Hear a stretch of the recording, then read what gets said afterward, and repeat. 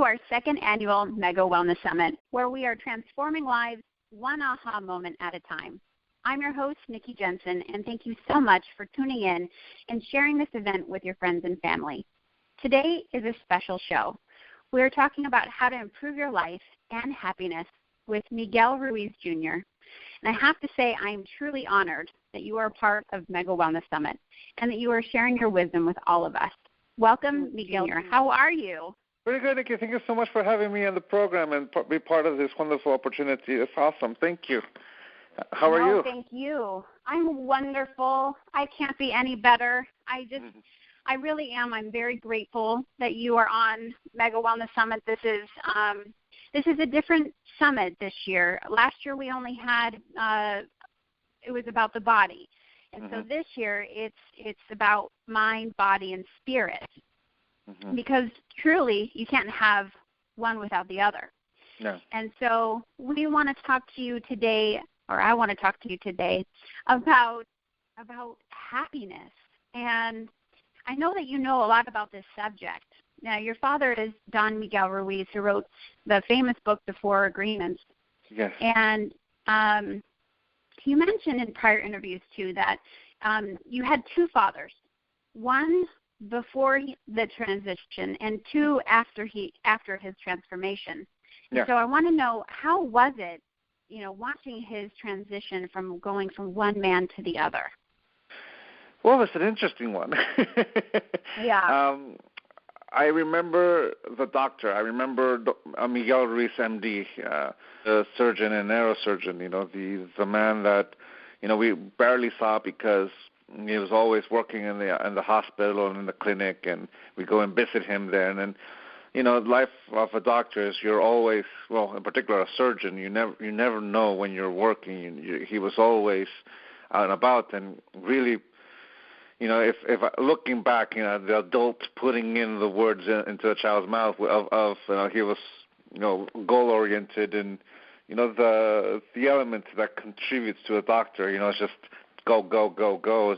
Sometimes you don't even have time to sign something adequately. The famous doctor's signature notes. That's the man I remember, and I remember him being, a family man. But he would hang out with my uncles and aunts, and it will always be a good party, a get together. And then during his transition years, it was a slightly different. I at the time I didn't know what was happening. All I knew was there was a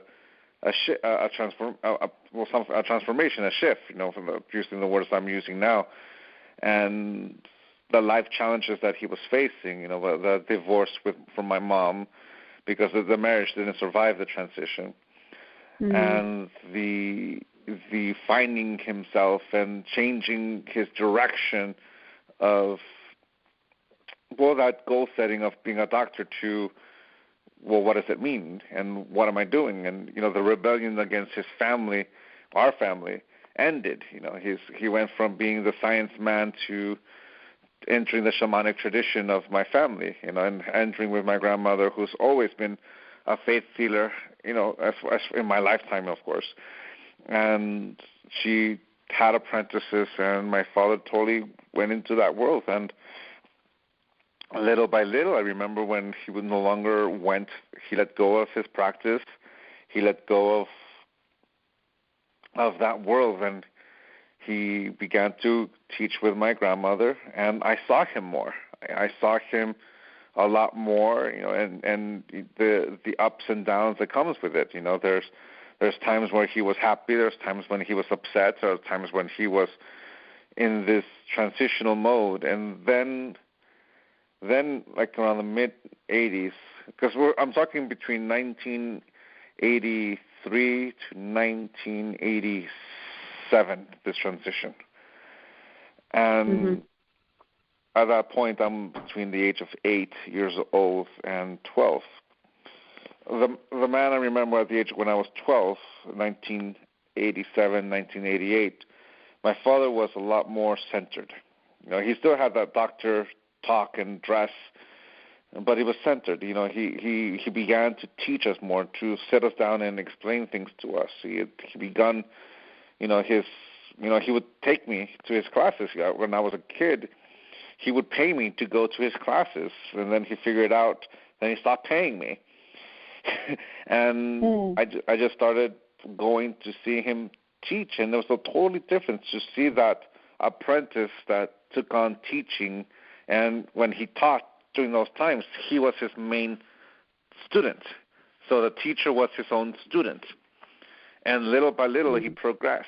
So with that, the smile became gentler, the energy became more subtle, and I'm entering my teenage years and living with duality, because that's the thing about growing up in my family. You grew up with dualities. My grandmother being a faith healer, my father being a medical doctor, and my uncle being, my uncles are an oncologist, a neurologist, an architect, and my father a doctor, and my other uncles are hardworking men. But wow. It was science, medical science, but my grandmother was a faith healer, so he had both the juxtaposition of science and spirituality, and they both began to merge, as well as academia.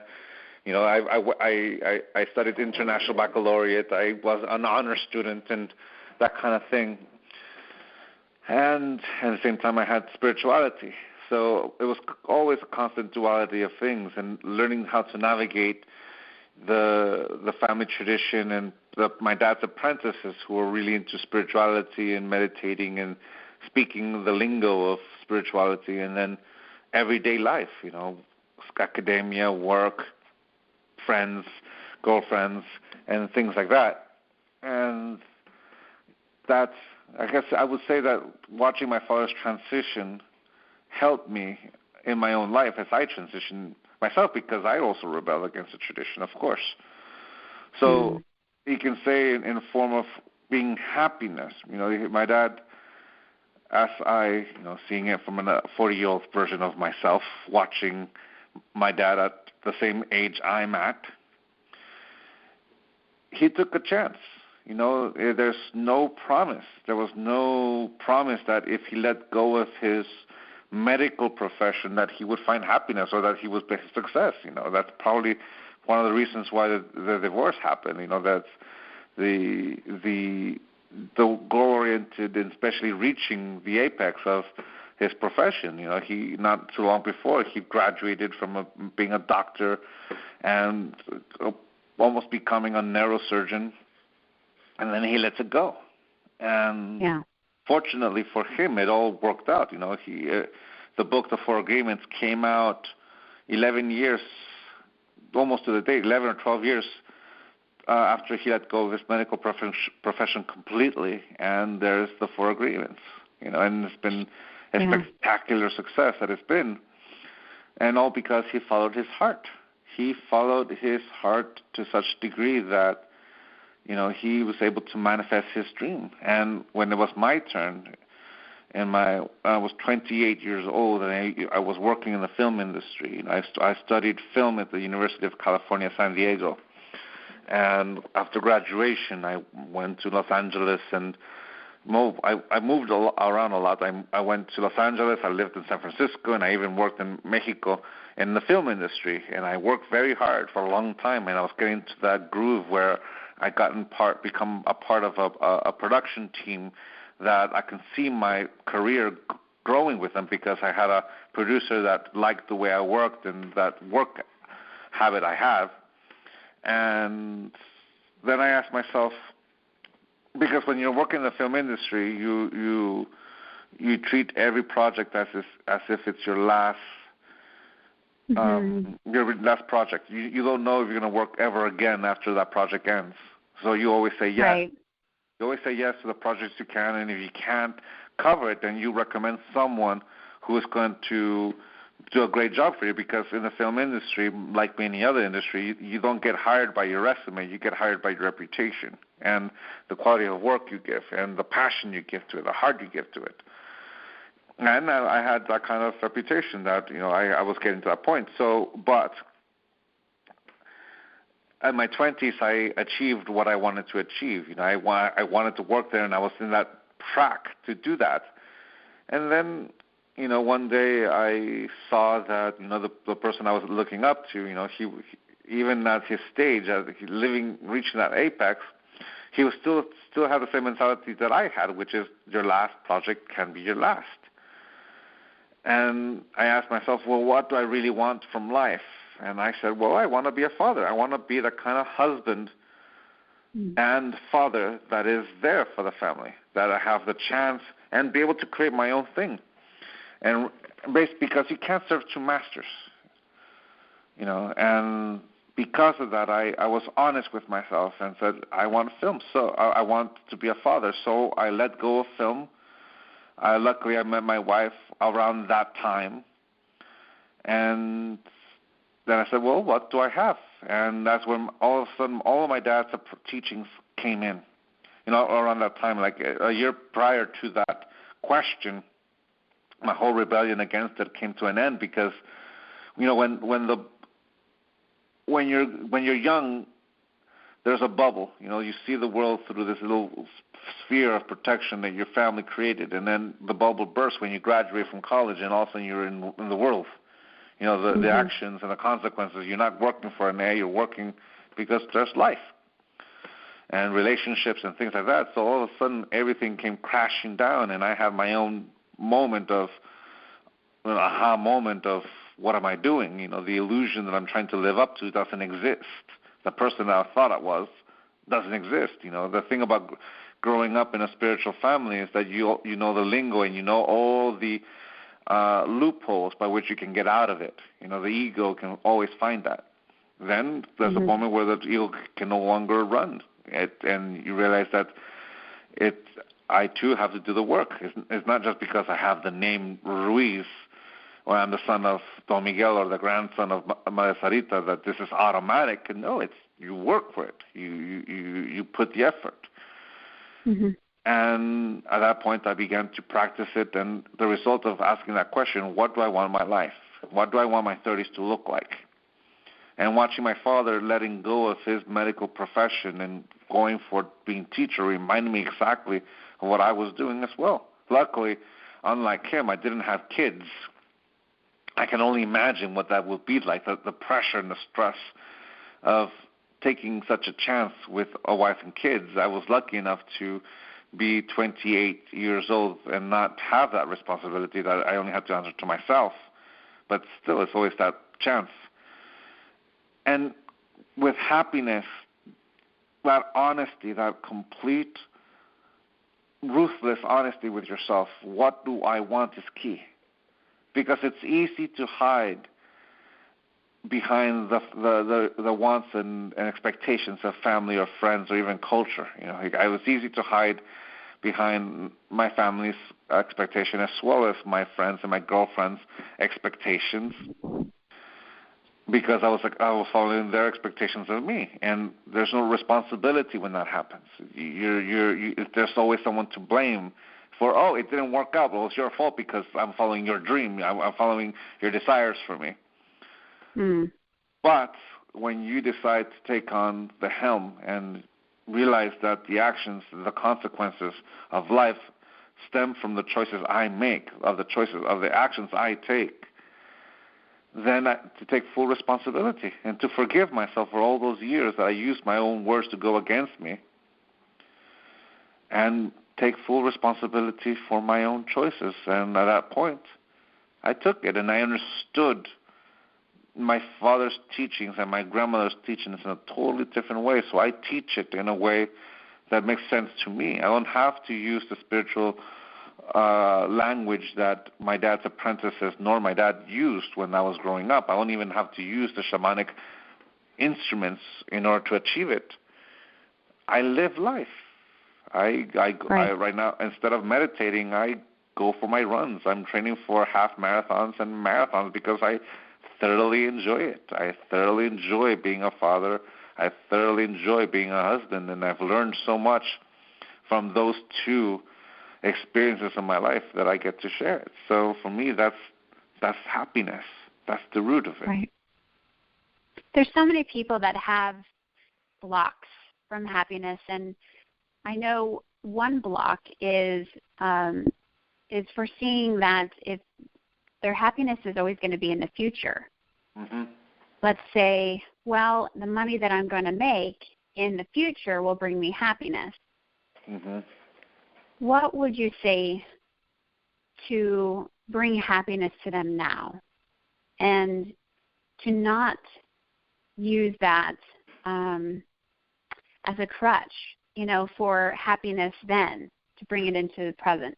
Well, that's the thing, we can see it as a crutch, but it's also the consequence of how we learn to motivate ourselves. The great majority of us, and I'm going to say just in general there, we were domesticated to reach the heights we've created.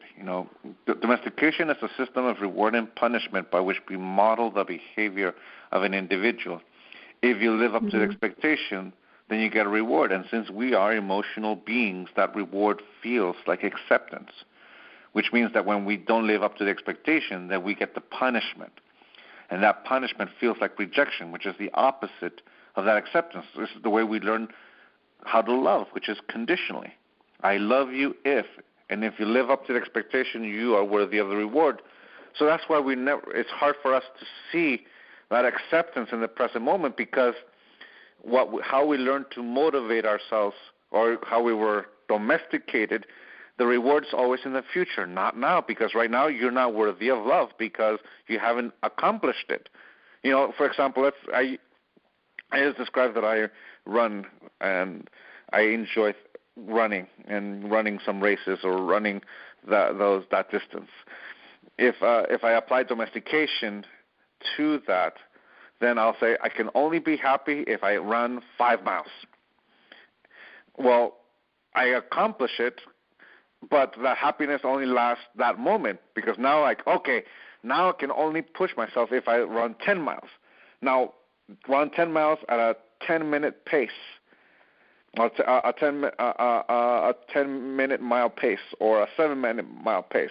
I won't be happy until I achieve that goal, which means the happiness will always be in the future, because if I'm not able to accomplish it now, then I'm not worthy, because I'm not the image of perfection. And that's, you see, perfection, the definition of perfection is something that is completely free of any flaw.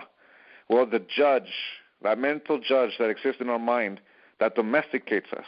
And I say that because someone domesticated us. We had an active domesticator, a mom, a dad, a teacher, someone significant in our life that we loved or that we looked up to, and we believed them. And because we believed them, their domestication of us, or their intent to domesticate us, succeeded. So we begin to domesticate ourselves. Because when the active domesticator stops domesticating us, we continue to domesticate ourselves. So we create these conditions in our mentality. So it says, I can only love myself if I reach that goal. Well, if I can't run it, for example, when I started running, when I was young, I played soccer. So I ran, but not for that. So 4 years ago, after an injury where I hurt both my ankles and I started running again, I was barely able to run a mile. Like I had to run, walk. I would run for one song and walk for another song, and then run for another song, and I had that cycle going, and I could barely run a mile.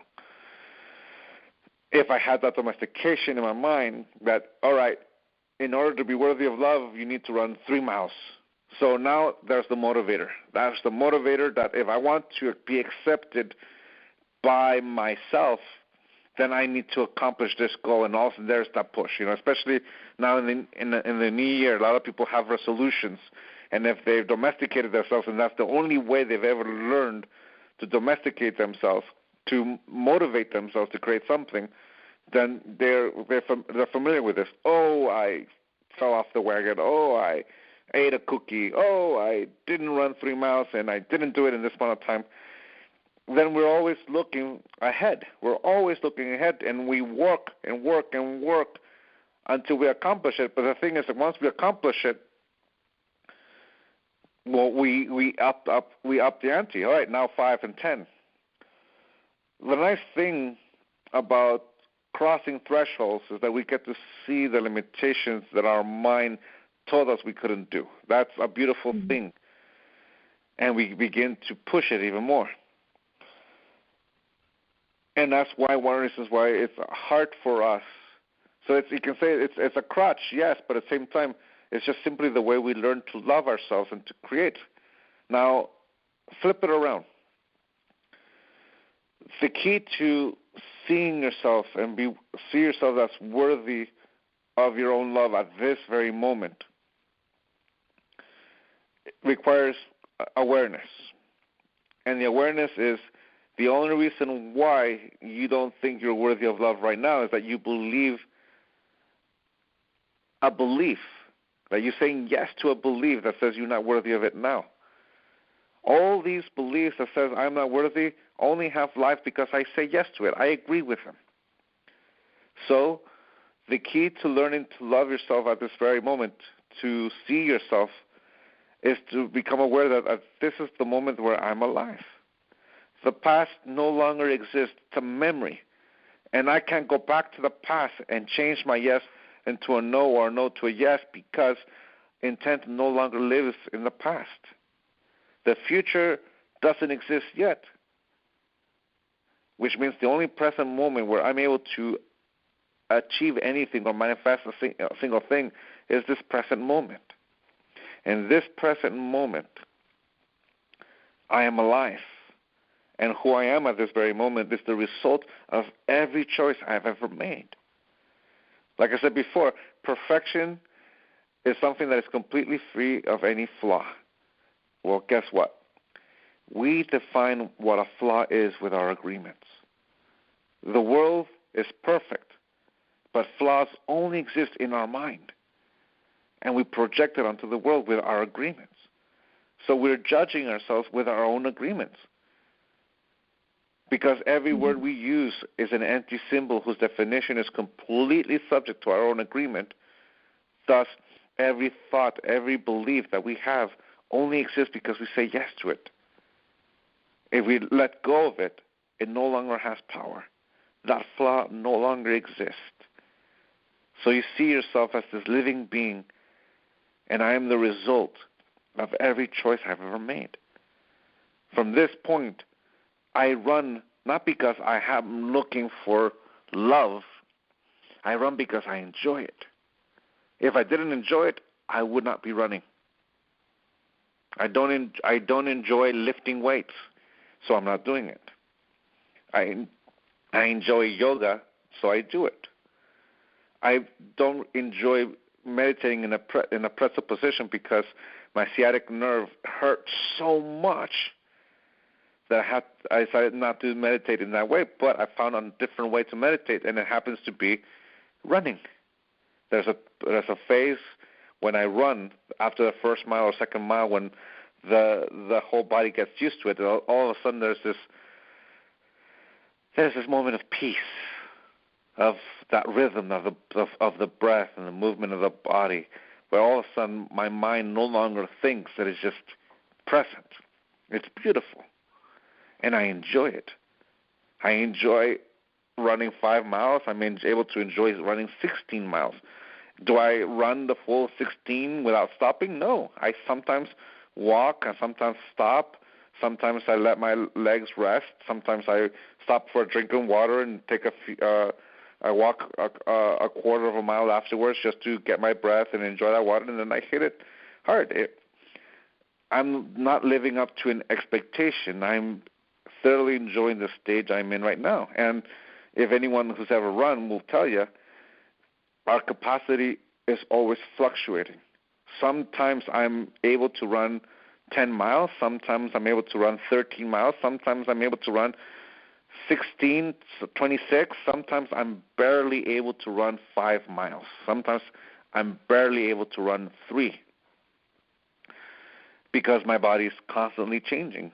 I'm not a machine. I am a living being that one day I'm rested enough that I can ablaze the track. I can run it really fast. And sometimes I've been running so much that I'm so tired that 3 miles is just daunting. And that's accepting myself for who I am at this very moment. The fourth agreement, always do your best, to me, represents unconditional love, which is the willingness to see myself for who I am. The gift of unconditional love is that it allows me to see the world and myself just the way I am. That's it. Conditional love only wants to see what it wants to see. But unconditional love is the willingness to see somebody, to see the world as it is, without that projection that conditional love gives it, which means I see myself and I accept myself. Today, I am able to only run 5 miles because the other day I ran and I could feel my hip flexor tighten, so I won't be able to run 13 miles today, but I know I can run 3 or 4 miles without injuring myself. And I'm going to run that because I love myself, but I'm not going to run beyond that because I love myself. I'm not going to injure myself because I love myself. And I also want to be able to run the longer distance when I heal. And I want to heal sooner rather than later. It's love, passion. You see, with domestication, the motivator is obsession. I've got to. I have to. You can almost hear it. I have to. You can hear in that phrase domestication all over. Because it's not about want to. I have to. Passion is I want to. I want to do this. This is what I want to do. This is what I love to do. So you can say it's about being aware that I'm alive at this very moment to manifest it. That's it. That's the motivator. I am alive right now to manifest it, because if I were dead, I wouldn't be able to manifest it. And when I'm alive, I fluctuate. Sometimes it looks different, but I'm always going to give my best. But sometimes my best looks different because my body, my being, my mind is always fluctuating between healthy and sick and full of energy and tired. But I'm always me. And that's the beauty of it all. So at that point, it's not a crutch. It's just something that we've learned to use because we don't know how to use it in any other way. It's a consequence. Right. But if we let go of the crutch, if we're willing to unlearn our domestication, to take a chance to be completely honest with yourself, this is what I want. There's a way of manifesting it. The other day, a year ago, my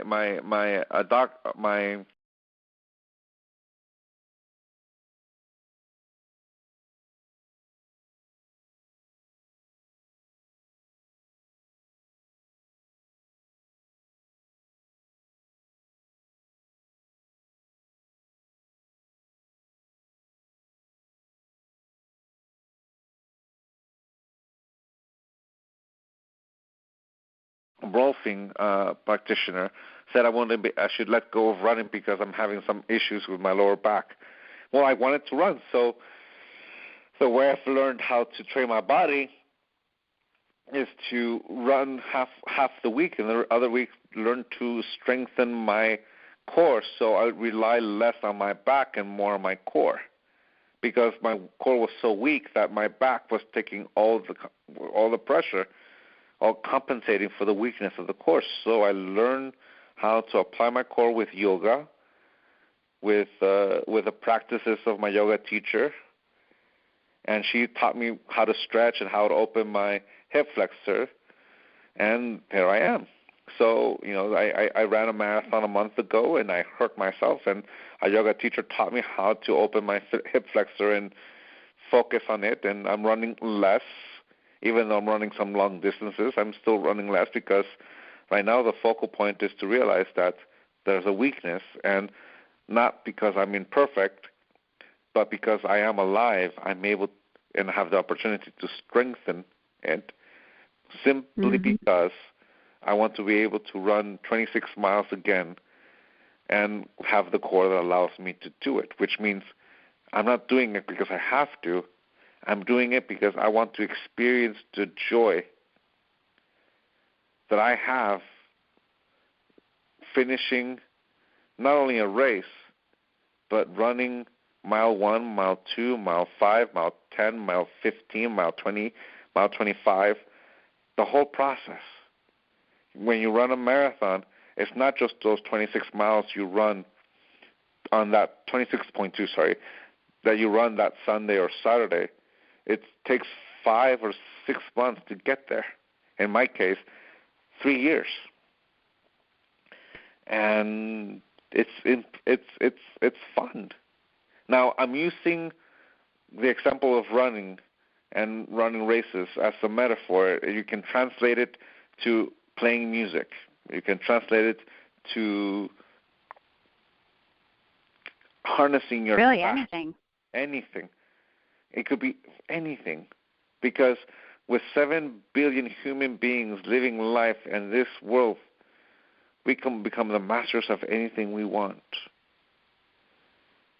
And it starts by accepting myself who I am, because if we're used to domestication, then my concept of motivator looks dramatically different. Change looks different when you accept yourself for who you are at this moment, because that change, instead of being something you have to be in order to reach love, that change is just a natural consequence of living life.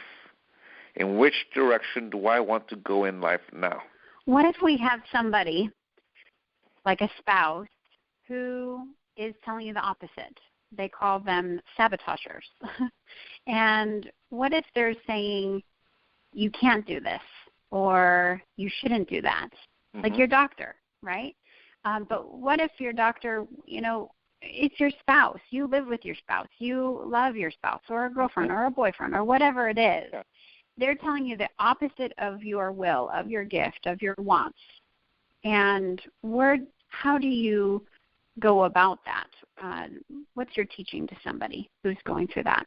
I'll translate that into my parents, my mom and my dad.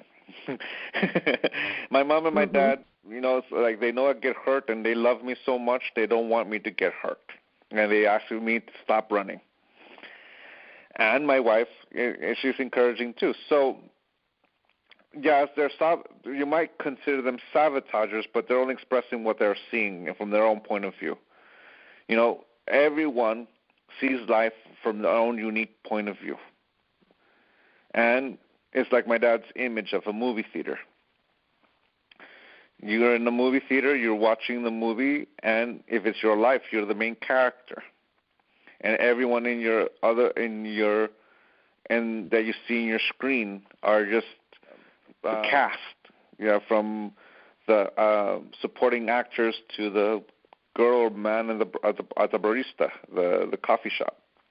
If you go into your parents' movie theater, they're the main principal character of their movie, and everyone is a supporting character. My spouse, my wife, I am not the main character in her life. I am a supporting character. Now, here's the thing. The movie is directed by you, casting by you. So where we tend to try to control everyone to fit our perception of who they should be, this is where domestication comes in. We have an image of who they should be, and we're trying to mold them into being that image. So sometimes it might sound like a sabotager to us, but from their point of view, they're seeing the world from their point of view, and they're trying to mold you into the point of view that they think works the best. And my dad saw me get hurt, and he says, congratulations on finishing, but you should have stopped at mile 21 when you had that injury.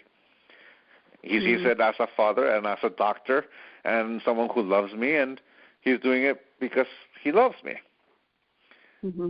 And he's sharing it in his own way. My wife does too. She sees it in her own unique way, and she's trying to share it. And some people will domesticate you with much harsher conditional love. Some people will use violence. Some people will use incredibly violent words or harsh words or sarcasm or be demeaning. Some people will domesticate you a lot less. Some people won't domesticate you at all. regardless of whether they're completely a strong domesticator or a light domesticator, whatever that may mean to you, the individual who's listening, they only have power over you because you give them power. I can be walking down the street and says, "Hey, Miguel, you're stupid." And if I already believe that, I'm going to say, how does he know? I must be showing it. And using their words to reinforce, I believe I already have. Mm. So if there's a sabotager that's affecting us, it's because that sabotager is reflecting a thought we already have, and we're giving it control. And since when we're projecting onto them responsibility for those words, but in reality it's our responsibility to whether to agree with it or not. Now, the doctor said that to me because he saw the truth of my condition at the moment. My back is being in problems, and it is. So sometimes I have a sciatic nerve. There's a reason why my both legs fell asleep one day, and I fell to the ground and severely twisting both my ankles. It's a condition that's there, and I've slowly strengthened my core to such degree that I'm able to run those distances. But there is a situation, there's a truth in what the doctor's saying. If you continue in this pace, when you're 60 or 70, you may not be able to do this or that. Well, he's saying the truth.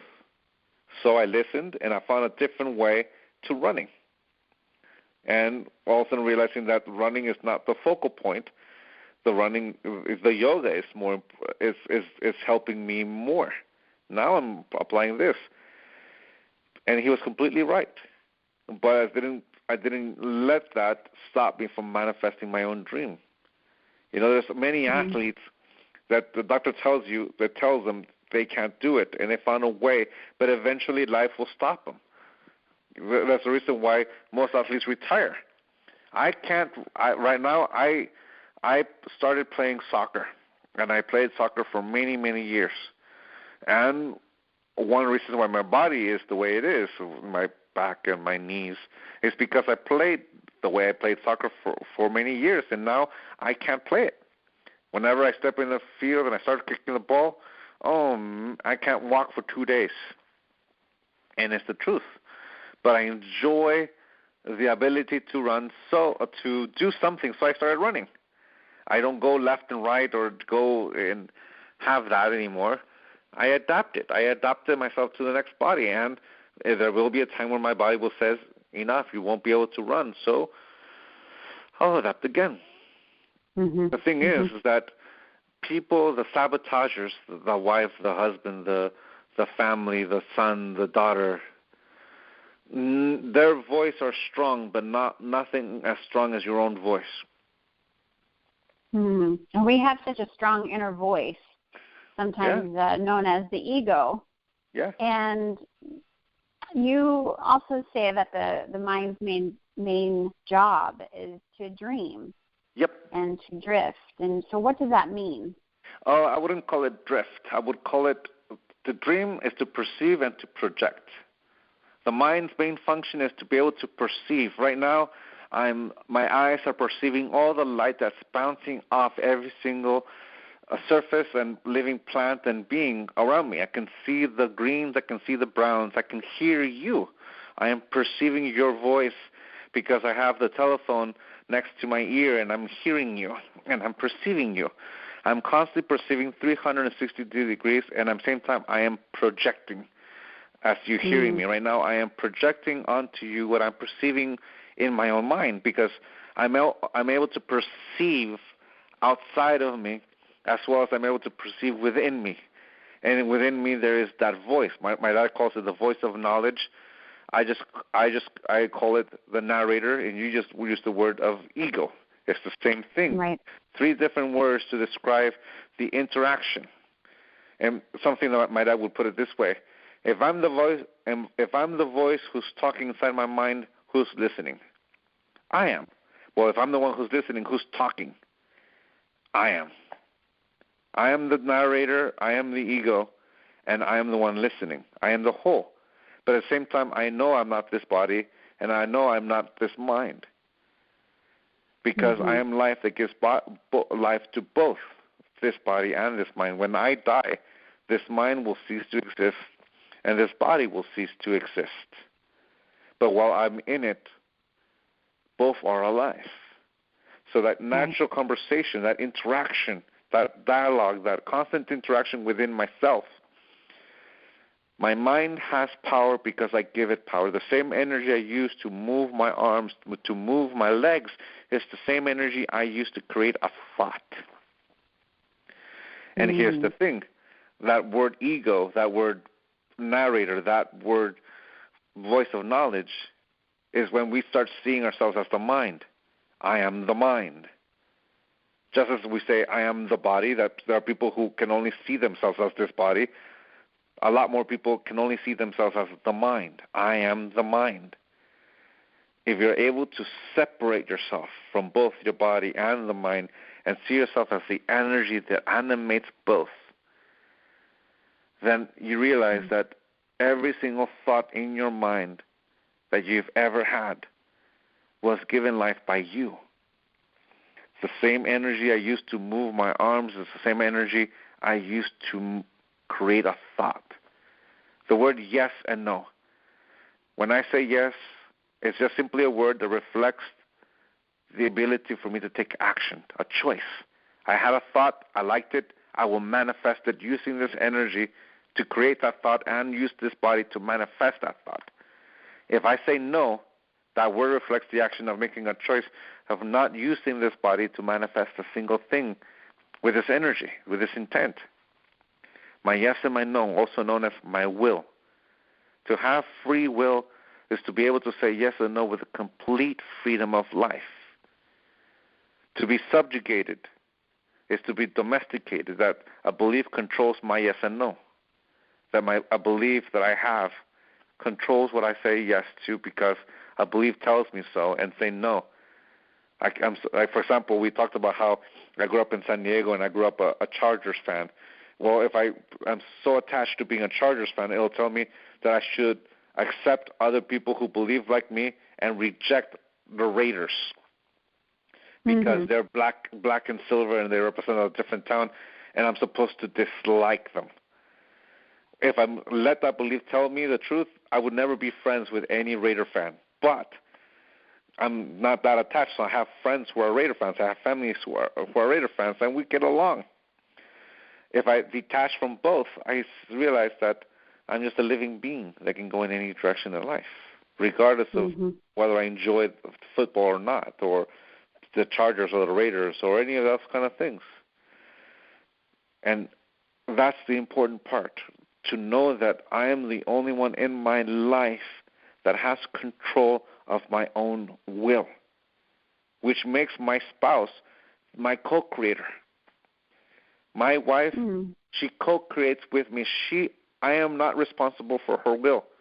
I respect her. To respect her is to respect her no, which is just as powerful as her yes. Because my no is just as powerful as my yes. Because both are alive because I'm alive.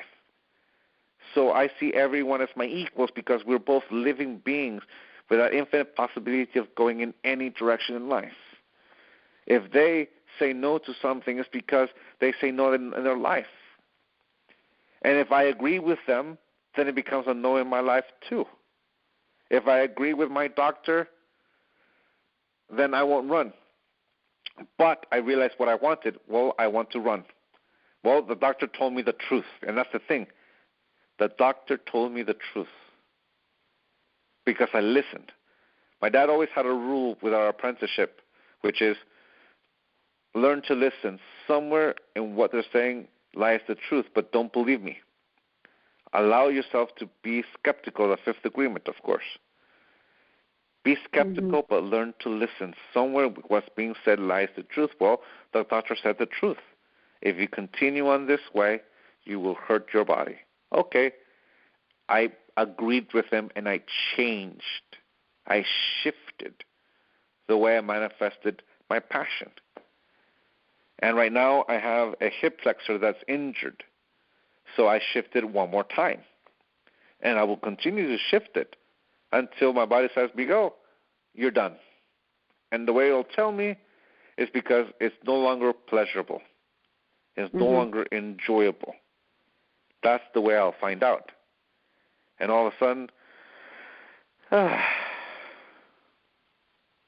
and that's the thing. So my spouse, they have a right to say whatever they want to say. For example, I'll use my wife again. I grew up Toltec, I am Catholic. I'm Catholic as well. And I teach. And my wife said this to me: "You are my husband, not my teacher."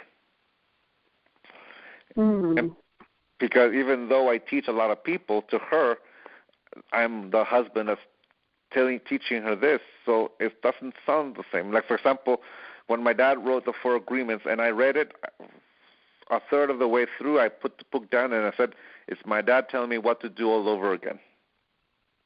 As beautiful as his words were, as liberating as the 4 Agreements were, when I was young, it sounded to me like my dad telling me what to do all over again.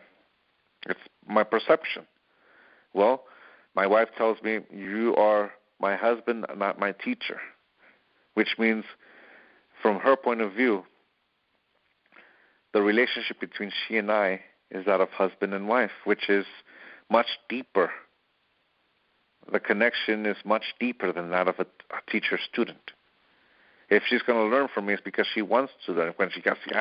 If she asks me my opinion, I'll give it. If she asks me my advice, I'll give the advice. But the best way to teach my family is by living life. One time she said to me, when we discovered that we were going to have a baby boy, she says, I don't know how to raise boys. I know girls. How am I going to teach him how to respect women? And I said, honey, there's no amount of lectures or sermons that's going to work. The way he's going to learn how to respect women is by watching me respect you. And that's truth.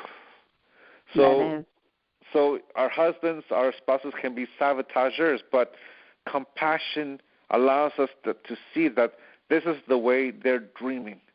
And if we want them to be compassionate with us, it starts by us learning how to be compassionate with them. We cannot give what we do not have. If we see it from their point of view, they're only sharing with us what they know. And if all they know is conditional love, if all they know is domestication, then compassion allows us to see that this is the way they learn how to love. And because I still want to be in a relationship with them, I will respect them, but I will also respect myself. So I'm willing to look for that medium place. My wife grew up Mormon. I grew up Catholic, so we make it all work. She grew up in Utah. I grew up in San Diego. She's a Utah girl, and I'm a California boy.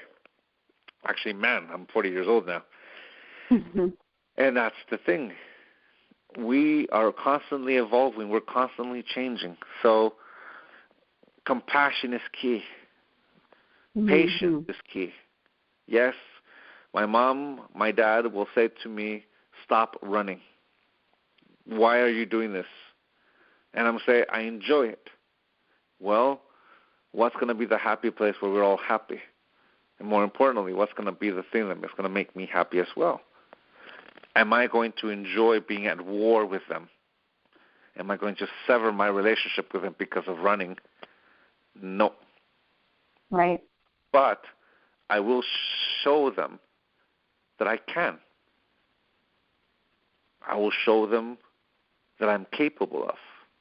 And I only know they're saying that to me because they love me. My mom turned 64 years old today. It's her birthday, and she's here. And they've seen a lot more life than I have. You know that when we're raising a child, and we both have kids who are going to be knocking on teenage years in the next few years, and they're going to tell us that they know better than us. And the reason why is because we told the same thing to our parents. And we forget that they've gone through this before as well. It's one of those things. Right. It's a cycle. And they share from their point of view. So the teenager rebels against the parent, which is basically is just saying, translating it is, when the domesticator stops actively domesticating the child, sometimes the child starts domesticating the domesticator. And the child learns how to domesticate the parent to make them fit what they think they should be doing, which means they learn perfectly well. They learn the lessons so well that now they're going to try to domesticate parents. To some, that's what teenage rebellion is. The moment when the child learns to domesticate so well that they now try to domesticate their parents to live up to their image, what a parent should be. Mm-hmm. The way to stop it is respect. So like Benito Juarez says, among individuals as among nations, respect for someone else's free will is peace. Absolutely beautiful. I had a lot of aha moments during this whole conversation. And I know that you wrote a book. You wrote a couple of books, mm-hmm. One being The 5 Levels of Attachment. Mm-hmm. And can you briefly explain the 5 levels of attachment? And then I have a question for you afterwards. Sure. Briefly, the 5 levels of attachment are this. Now, my grandmother had a question for me, which is, do you control knowledge or does knowledge control you? To put it in simple words, when knowledge controls me, is that my beliefs control my will, that my yes and no is controlled by my beliefs, my mind. When I control knowledge, I'm aware that my knowledge, my belief, my mind is alive because I give it life. I'm in control of my yes, my no, which means knowledge is an instrument that allows me to navigate the world and allows me to take action. So with that saying, level 1, the authentic self. The answer to my grandmother's question is, I'm a living being regardless of whatever I think or believe I have about myself. I'm alive and I'm aware of it, that I'm a living being. And I can go in any direction in life. Level 2, preference. The answer to my grandmother's question is, I'm aware that I'm alive, that I'm the authentic self, and I will use knowledge as an instrument to go in any direction in life. I'm the infinite possibility. And the possibility that I said yes to, that is my preference. That's what I mean, preference. I'm able to engage a moment, and when the moment is over, I'm able to detach. Attach, detach. You see, there's nothing wrong with attachment. What makes it difficult, what corrupts it, is the inability to detach. So level 3, identity.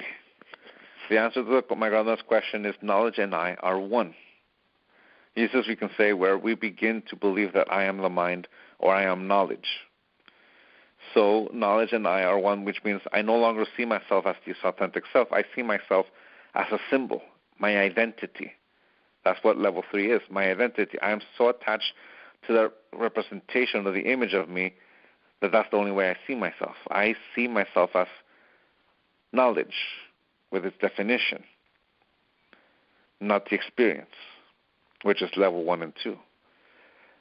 And that's where the slippery slope comes in. Level 4, internalization, which means the answer to my grandmother's question is I use knowledge to give me the rules by which I live my life and the rules by which I love myself, which simply means is when I begin to domesticate myself in the image of this identity or my beliefs, which leads us to level 5, fanaticism.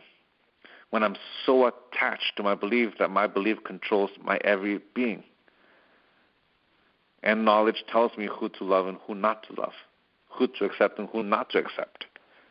If we use the image of the Chargers at level 5 tells me to hate Raiders. At level 4, it tells me to domesticate Raiders and to domesticate myself to being a good Charger fan. At level 3, I just simply call myself a Charger fan. At level 2, I don't have to call myself a Charger fan to enjoy the game. At level 1, it's I am a living being regardless of whatever that team is doing. It's just a team that sells jerseys. And that's the thing. And that's the same with running. It's the same with spirituality. It's the same with religion. So the levels of attachment are an instrument to become aware of where we are at this very moment. And a telltale sign is knowledge controlling you or you controlling knowledge? And if you see that your beliefs are controlling not only your actions but your relationships and who to accept and who to love, then you can see that the whole world is trying to domesticate each other. The battle of imposing wills, of imposing and subjugation is happening. And in an election year, we're going to be seeing this quite a bit. So my question for you is, anyone who is trying to become anyone, and in this day and age, we can really have the resources to be anything we want. But at the same time, like your father's story, he was a doctor, and he let go of that income source and followed his dream. But if he would have said that, or somebody would have said, if you let go of being a doctor, well, how are you going to support your family? And, the first sign of being of failure, he could have taken a belief and said, well, I'm not going to do this anymore because I have to support my family, and financially that just makes sense. Many people will do that, would say, I have to take the road that makes more sense to raise my family. But for somebody who is so incredibly driven and puts their whole family through hell to become successful, how do you let that dream, or that, how do you detach from the outcome of that dream?